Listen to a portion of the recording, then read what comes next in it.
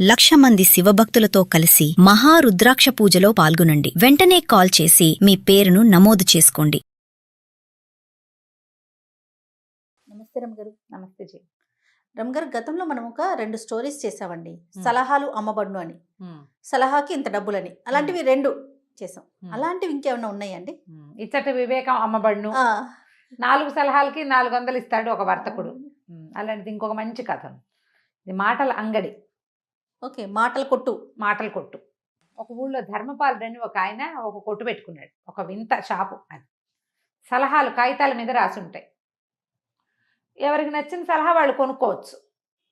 జీవితానికి సంబంధించిన సలహాలు. ఏదైనా అక్కడ నుంచి చదివి నాకు ఇవ్వద్దని వెళ్ళిపోకూడదు. సలహాకి ఇంతని ఇచ్చి కొనుక్కోవాలి. సరే, అందులో ఒక ఆయన, ఒక ధనగుప్తుడని ఒక ఆయన వచ్చి సరదాగా చూద్దామని ఒక 3 సలహాలు కొనుక్కున్నాడు. 3 ఐడియాలు. మంచి ధనవంతుడు ఆయన. ఆ కొనుక్కున్న 3 సలహాలకి 300 ఇచ్చాడు. ఆ రోజుల్లో 100 అంటే చాలా ఎక్కువ. కానీ అవి చాలా అపురూపమైనవి, అత్యద్భుతమైనవి చాలా ఉంది అందులో. టంట చాలా ఉంది.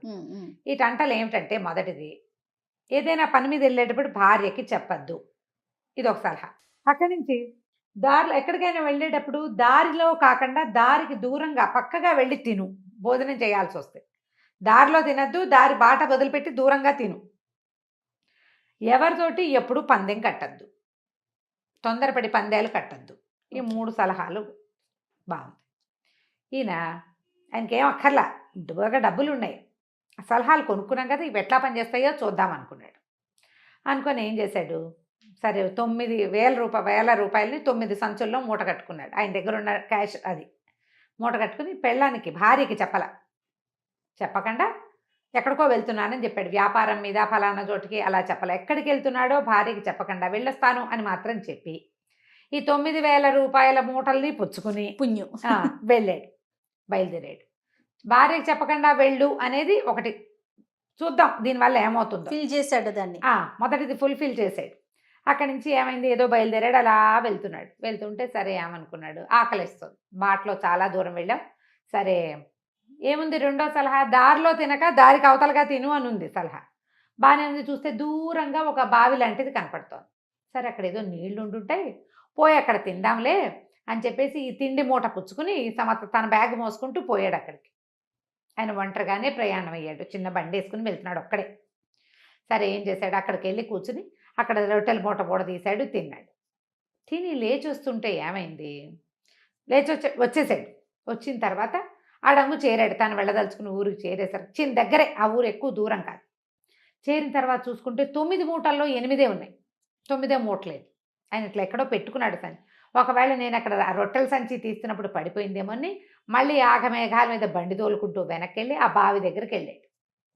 ఆ గడ్డిగా ఉంది బావి దగ్గర. అంటే పెద్దగా మనుషులు తిరిగే దారి కాదు కదా. ఆ గడ్డి మేట్ల మధ్యలో ఈయన తలకు రూపాయల సంచి కనపడింది. చూసావా, దారి పక్కనే తినుంటే కనుక, నేను దారిలోనే అక్కడే కింద కూర్చుని తినుంటే సంచి దారే పోయేవాడు, ఎవడో పట్టుపోయేవాడు.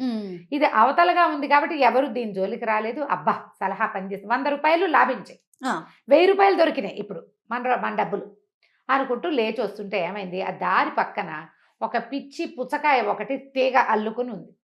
ఈయన నడుస్తుంటే చటుక్కుని పోయి ఈయన కాలు ఆ పుచ్చకాయలోకి దిగబడింది. కాలు తీసాడు. సరే కాలు కడుక్కున్నాడు. ముందే ఈ డబ్బుల కోసం వెతుకుతుండగానే తర్వాత తెలిసింది ఆయనకి, ఆయన కాలి బొటన వేలు మీద ఒక కాయ లాంటిది ఉంది, ఎప్పటి నుంచో సలుపుతూ ఉండేది. ఈ పిచ్చి పుచ్చకాయలోకి దూరేసరికి కాలు ఆ వ్రణం ఊడిపోయి ఆ పోటు తగ్గిపోయింది ఆయనకి.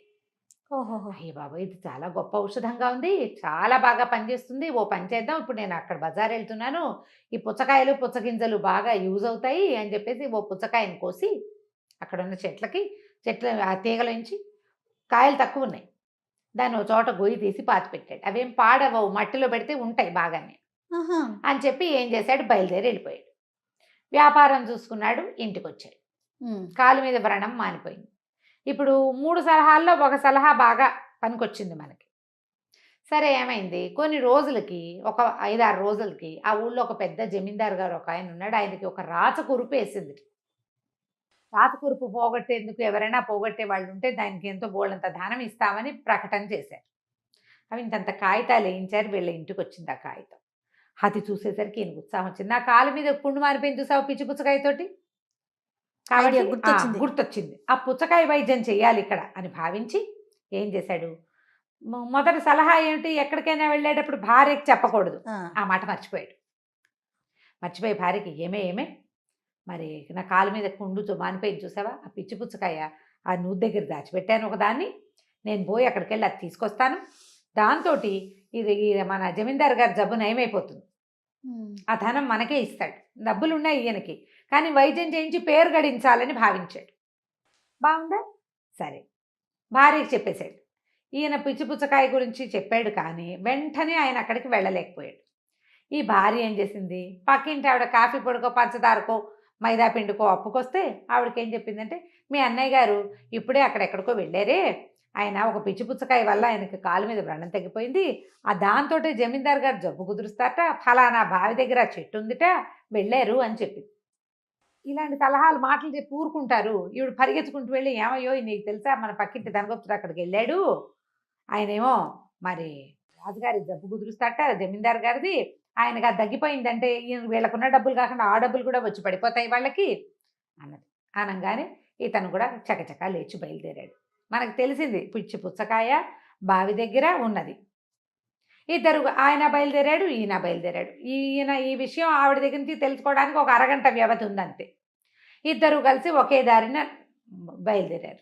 బయలుదేరాక బాటలో కలుసుకున్నారు. ఎక్కడికి అప్పుడు ఏమన్నాడు, ఎక్కడికి వెళ్తున్నారంటే రాజుగారి వైద్యానికి వ్రణానికి వైద్యం చేయటం కోసం మందుల కోసం బయలుదేరానని చెప్పాడు పక్కింటి ఆయన. పుచ్చకాయ కోసం అని చెప్పాల. అదేలే. చెప్పబోయేసరికల్లా మన ధనవంతుడు ఉన్నాడుగా ఈ గుప్తుడు, ఈ గుప్తా గారు అన్నాడు చాలా జోరుగా, రాజుగారి జబ్బు దేంతోనేమవుతుందో నాకు ఒక్కడికే తెలుసు అన్నాడు. నాకు తెలుసు అన్నాడు పక్కింటి ఆయన. వీడెవడికో ఎలా తెలుస్తుంది, నేను నా కాలు పుండు కదా మానింది. దాంతో ఈయన ఉద్వేగంలో మూడో సలహా మర్చిపోయాడు. ఎవరితోటి పందెం కట్టద్దు అని ఉంది కదా సలహా, ఆ మాట మర్చిపోయి నాకే తెలుసు పందెం కట్ట కావాలంటే అన్నాడు. అనగానే సరే ఇద్దరు కలిసి వాదులాడుకుని పందెం కుదుర్చుకున్నారు. ఒకవేళ రాజుగారి జబ్బు దేంతో కుదురుతుందో నేను చెప్పి దాంతో జబ్బు కుదిరిస్తే మీ ఇంట్లో నేను ఏది ముట్టుకుంటే అది నాకు ఇచ్చేయాలి నువ్వు అని పక్కింటి ఆయన పందెం కట్టాడు. కట్టేసరికల్లా ఇంకేముంది, ఒప్పుకున్నాడు. ఒప్పుకున్న దగ్గర నుంచి నేను గుబగబలు అడ్డం మొదలుపెట్టింది. సలహా మూడోది నేను పాటించట్లేదు, అనవసరంగా పందెం కట్టానా, ఏం చేయను. ఒకవేళ వీడు నిజంగానే ఆ పుచ్చకాయ కనుక తెచ్చి ఆయన రోగం కానీ కుదిరిస్తే వీడు పరిగెత్తుకుంటూ మా ఇంట్లోకి వచ్చి మా ఇనపెట్ట ముట్టుకుని ఇది నాకు ఇమ్మంటే నేనేం చెయ్యాలి? మా ఇంట్లోకి వచ్చి ఇనపెట్ట ముట్టుకోవచ్చు, అంతే కదా. పక్కింటి వాడు పేదవాడు, నేను ధనవంతుణ్ణి, అనవసరంగా నేను అత్యాసపడ్డా, వీడితో పందెం కట్ట వెధవ స్పీడ్కి లోనయ్యి ఏం చేయాలో తెలియలా. ఈ లోపల ఏమైంది, పక్కింటి ఆయన చాలా జోరుగా నడుచుకుంటూ వెళ్ళిపోయి ఈయన ఎక్కడ పుచ్చకాయ దాచిపెట్టాడో ఆ పుచ్చకాయ తీసేసాడు. కాదు కూడదనేందుకు అవకాశం లేకుండా తన బండెక్కి ఆగ మేఘాల మీద జమీందారు దగ్గరికి వెళ్ళిపోయాడు. ఈయన 2 మిస్టేకులు చేసేసాడు ఆల్రెడీ. భార్యకి చెప్పేశాడు, పందెం కట్టేశాడు. వెంటనే అతను జమీందారు దగ్గరికి వెళ్ళేసరికి ఇతనికి తెలిసిపోయింది, గ్యారెంటీగా వీడు మన ఇంటికి వచ్చి రాజుగారి దగ్గర నుంచి డబ్బులు, జమీందారు దగ్గర నుంచి డబ్బులు తెచ్చుకుంటాడు, మన ఇంటికి వచ్చి ఈయన పెట్టముట్టుకుంటాడు. పరిగెత్తుకుంటూ ఇతను ఏం చేశాడు, వెళ్ళి ఇంటికి కాదు ధర్మపాలుడి దగ్గరికి వెళ్ళాడు. మాటల సలహా అంగడి, మళ్ళీ మాటల అంగడి ఉంది కదా, అక్కడికి పరిగెత్తి, బాబు నువ్వు 3 సలహాలు ఇచ్చావు, మొదటిసారి బాగానే పాటించాను, మొదటి 2ను తెలివి తక్కువగా, మళ్ళీ మొదటిది పాటించలేదు, చివరిది పాటించకుండా ఇలా ఇరుక్కున్నాను, మా ఆవిడికి చెప్పడం పొరపాటైపోయింది, అదేమో పక్కింటి ఆవిడికి చెప్పేసింది, మా ఆయన ఫలానా పని మీద వెళ్ళాడని, వాళ్ళ వాళ్ళేమో నాకు ఈ ప్రాబ్లం వచ్చింది, ఇప్పుడు వచ్చి ఆయన నా ఇనపెట్ట ముట్టుకుంటే నేనేం చేయాలంటే ఈయన అన్నాడు, నువ్వు క్షణాల్లో వెళ్ళిపో, ఈ సలహా నీకు ఫ్రీగా ఇవ్వను, 100 రూపాయలు నువ్వు ఇవ్వాల్సిందే అన్నాడు. ఇచ్చేస్తాను 100 రూపాయలు, ఇచ్చేస్తే నువ్వు ఓ పని చెయ్యి, పరిగెత్తుకుంటూ వెళ్ళి నీ ఇనపెట్టని ఎవరితోటన్నా సహాయం బట్టి అటక మీదకి ఎక్కించు, అటక్కి నిచ్చెనేసి పెట్టు, నేను వస్తానన్నాడు. పక్కింటి ఆయన ఆ పుచ్చకాయ పట్టుకెళ్ళి రాజుగారికి జమీందారికి వైద్యం చేసేసాడు. ఆ పుచ్చకాయ సగానికి కట్ చేసి రాచపుండు మీద పెట్టేసరికి పుండు మెల్లిగా మానుబట్టేసింది. పిచ్చి పుచ్చకాయే దానికి వైద్యం అని చెప్పాడు. ఆ తర్వాత అక్కడెక్కడ ఉన్న పుచ్చకాయలు తెచ్చి మిగిలిన మచ్చలు కూడా వాళ్ళు పోగొట్టుకుంటారు. అసలు మెయిన్ ప్రాబ్లం తగ్గిపోయింది కదా, పుండు మానిపోతుంది. ఆయన చకచకా నడుచుకుంటూ వచ్చేసాడు. వచ్చేసి భార్యతో సహా ఈ ధనగుప్తుడి ఇంట్లోకి వచ్చాడు. ఏది ముట్టుకుంటే అది ఇచ్చేయాలి, మరి జాగ్రత్తగా చేతులు దగ్గర పెట్టుకుని వచ్చాడు లోపలికి. లోపలికి వచ్చి చూస్తే వీళ్ళింట్లో హాల్లో ఓ పక్కగా భవ్యంగా కనపడే ఇనపెట్టే బోసిగా కనపడింది. దానికోసం అటు ఇటు చూస్తే అది అటక మీద కనపడుతోంది. అటక మీద నుంచి తీసుకోవాలి, ముట్టుకోవాలంటే ఏం చేయాలి? ముందు నిచ్చినెక్కాలి. ఎక్కాలంటే చెయ్యకుండా కుదురుతుంది, కుదరదు. ఈయన ఏం చేశాడు? చెక్కమని వచ్చి ఆ నిచ్చెన పట్టుకుని ఎక్కబోయేసరికల్లా ఈయన ధనగుప్తుడు, మన గుప్తా గారు ఉన్నారు కదా, ఈయన నిచ్చెన మీద చెయ్యేసావా? నీదే అన్నాడు. అనేసరికి నేను నిచ్చెన మీద చెయ్యలేదు, నిచ్చెన ఎక్కి పైన ముట్టుకుందాం అనుకున్నాను అనేసరికి ఈయన వచ్చాడు ధర్మపాలుడు. నువ్వు పందెం ఏమిటి? ఏది ముట్టుకుంటే అది. నువ్వు గుమ్మ ముట్టుకోవాలా, గోడ ముట్టుకోవాలా? నిచ్చెన ముట్టుకున్నావు, నిచ్చెన నీది, నిచ్చెన ఇస్తాం పట్టుకో. పందెం ప్రకారం నిచ్చెన ఇచ్చేస్తాం. ఇతనికి ఏం చేయాలి? ప్లాన్డ్గా అడగటం ఆలోచించుకుని రాజుగారి డబ్బులు వస్తే వీళ్ళ డబ్బులు కొట్టేద్దాం అనుకున్నాడు. కానీ అది కుదరలేదు. ఎందుకంటే ఈయనకి ఏంటి, సలహా చెప్పడానికి ఒక మహానుభావుడు ఉన్నాడు కనీసం.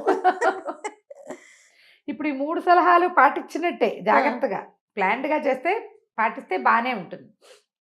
అందుకని గుప్తమైన విషయాల పనుల మీదకి వెళ్ళేటప్పుడు ఓపెన్గా విషయం అంతా వైఫ్స్కి చెప్పకపోవటమే మంచిది. అవునారమ్మగారు? కొంచెం చెప్పాలి. ఎక్కడికి వెళ్తున్నావో చెప్పకుండా వెళ్ళిపోతే అక్కడ ఏదైనా పంపునిపోతే ఎట్లా? అదే కదా. అందుకని కొంచెం వేగ్గా చెప్పాలి, చెప్పాలి. అసలు చెప్పకుండా ఉండకూడదు. ఎప్పుడు దారి మీదే కూర్చుని అన్నాలు తినేటప్పుడు మనం మామూలుగానే దారే పోయే వాళ్ళందరూ మనం చూస్తారు. మనం కూడా రోడ్ల మీద తినం, కారులో పక్కకు ఆపుకుంటాం కదా, అవునా? తర్వాత ఎవరితోటైనా పందాలు కడితే కొంప మునిగిపోదు. ఎందుకు వచ్చిన పందాల్లో ఆస్తులు పోగొట్టుకున్న వాళ్ళని చూడాలా ఇప్పుడు మనం కదా, ఎంతెంత డబ్బు పోతుంది. 3 పాత సలహాలు పాటించదగినవే. కానీ ఇప్పుడు కూడా అలా ఎవరైనా ఉంటే బాగుంటారు అమ్మగారు, సలహాలు చెప్పేవారు. అంటే మరి మీరు వింటామంటే మేము చెప్తాం. సలహాలు 100 కాదు, 1000 కావాలి. సలహాలు కావాలి, కానీ మాకు నచ్చినట్లుగా ఉండాలి ఆ సలహా. అది కదా సమస్య. అంతే కదా. ఇప్పుడు బ్రీఫ్గా ఒక 4 మంచి వాక్యం చెప్తాను జయ. ఎందుకు మనకి ఎవరో సలహా చెప్పక్కర్లా, మామూలుది సత్యం వద, ధర్మం చెర, ఇలాంటివి చెప్తాం. అవి పాటిస్తాం. మనం పాటించమే. మనకు మహావాక్యాలు ఉన్నాయి బోల్డ్ అన్ని. మనం ఏంటంటే మన సిచ్యువేషన్లో మనకి నచ్చినట్టుగా, మనం ఏదనుకుంటామో దానికి తగినట్టుగానే సలహా కావాలి. దానికి వ్యతిరేకమైన సలహా పాటించరు. అది మనకు నచ్చిన సలహానే కావాలి. అంతే. ఏదైనా దేనికైనా సమాధానం మనకి నచ్చినట్టే కావాలి. మనం వేసుకునే బట్టల్లాగానే ఉండాలి. మన చాయిస్ ప్రకారమే సలహాలు తీసుకుంటాం. ఇప్పుడు ఒక బిజినెస్ నేనే చేద్దాం అనుకున్నా, నువ్వు చెప్తావు నాకు, ఎందుకంటే రమ్మగారు ఏదో అవన్నీ చెప్తావేంటి ఇప్పుడు? అలాంటి బిజినెస్ ఎందుకు రమ్మగారు అంటే, జేకి నా మీద కుళ్ళు అనిపిస్తుందా? అంతే. పైగా మనం చేయదలుచుకున్న బిజినెస్ని సమర్థించే వాళ్ళే మనకి నచ్చుతారు. అంతే. నో అంటే వాళ్ళు నచ్చరు. ఇది మంచిది కాదు అని చెప్పేవాళ్ళు, వాళ్ళు వద్దన్నారని వాళ్ళు మానేసామని గింజుకుంటూనే ఉంటాం మన జీవితాంతం. బట్టల వ్యాపారం పెట్టుకుంటేనే బాగుండేది, వాళ్ళంతా వద్దన్నారు, దొంగ మొహాలు, నేను పైకి రావటం వాళ్ళకి ఇష్టం లేదు, బాగుపడ్డం ఇష్టం లేక అలా అన్నారు. అలాంటి రకరకాల మాటలు చెప్పుకోండి. కాబట్టి ఇలాంటి మాటల అంగడ్లు ఈ రోజుల్లో కూడా ఉంటాయమ్మా. కొంచెం జాగ్రత్తగా వెతికి కొన్ని సలహాలు కొనుక్కుని ఆ సలహాల ప్రకారం జీవితాన్ని ముందుకు తీసుకెళ్ళడానికి ట్రై చేయండి. డెఫినెట్గా. తప్పకుండా. నమస్తే రమ్మగారు. నమస్తే జయ.